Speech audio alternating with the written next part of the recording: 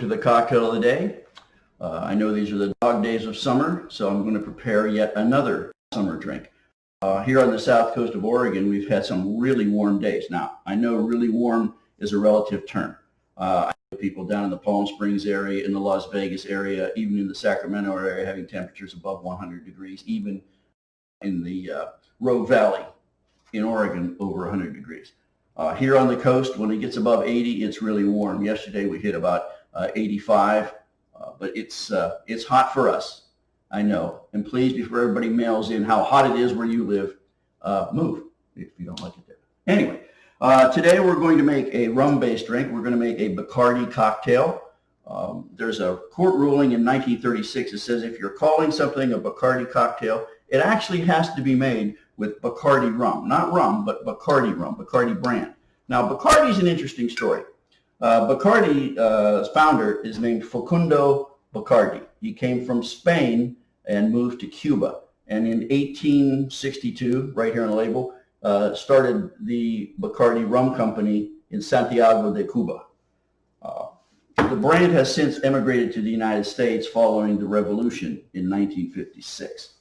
Bacardi today is the largest privately held liquor company in the world. They own over 200 brands. You're probably drinking Bacardi most of the time and don't really know it. If you like Grey Goose vodka, if you like Dewar's Scotch, Patron tequila, all of these brands belong to Bacardi, and it's privately held. You can't even buy stock in it. So there it is, Bacardi. We'll be starting with that. We're going to make what's called the classic Bacardi cocktail, another one of these Prohibition-era drinks. This became really popular after Prohibition. Okay, so let's start. We're going to take a mixer. We're going to use a shaker because we're going to be using fruit juice. And we'll be using our COVID clean hands to put some ice in here. And start with 2 ounces of rum. Bacardi invented white rum, by the way. While he was experimenting with different kinds of rum in Cuba, at that time, rum was not considered really an upscale drink. So he came up with a process that clarified it by using a charcoal filter. And that's what gives it this very white color. So the inventor of white rum, Facundo Bacardi.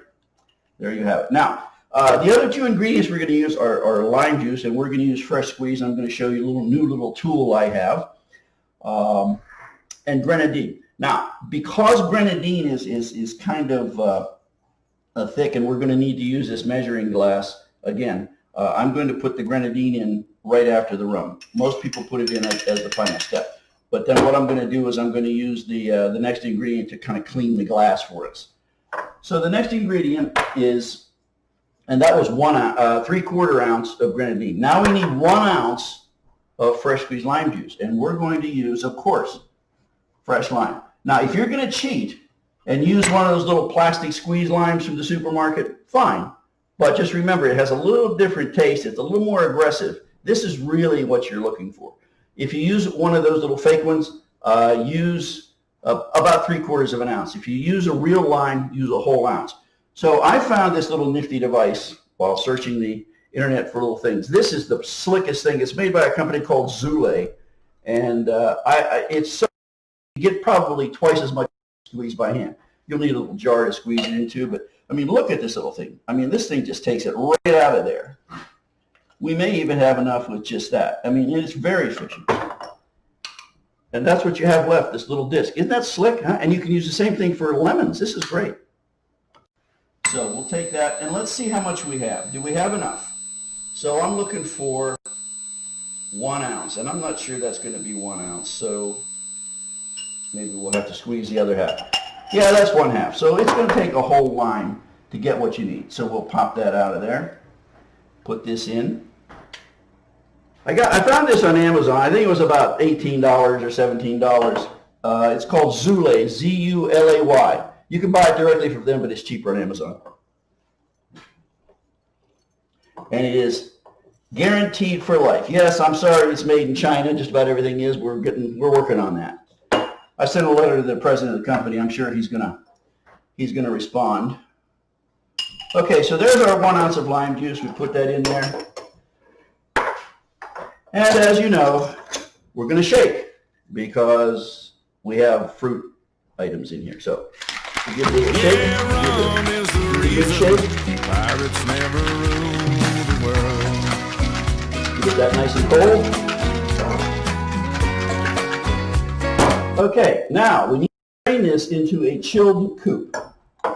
Chilled coupe, I put a couple of ice cubes in a coupe, some water, and get that nice and cold so it's going to not be a shock.